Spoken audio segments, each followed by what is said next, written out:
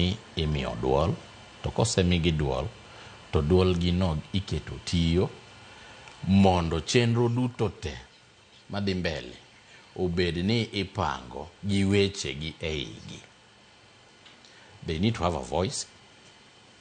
Kagisebedo gi voice, giwacho wechegi kagisewacho to mikakati te mag program mag maendeleo obed sirikal obed ang'o, wachgi oketi ei mikakatigo.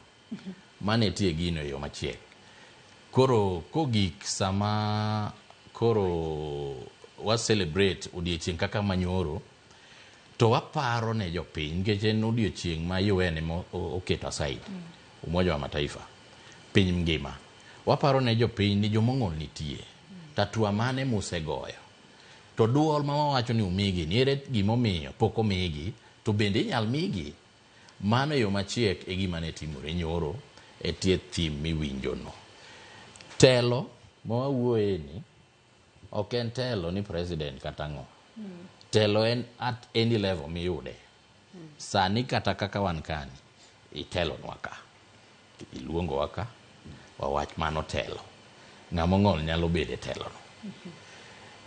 Ka adonjo ka, anwang'o ng'ati gate, mano jatend gate, kendo cheko nyinga ka be nitie kanyo aromo kalo. Mano otelo kanyo. Koro telo en whatever level ma ng'ato nitie. Mane telo mwawuoye ni ng'ama ng'ol ni onego bed ni imiyo teko.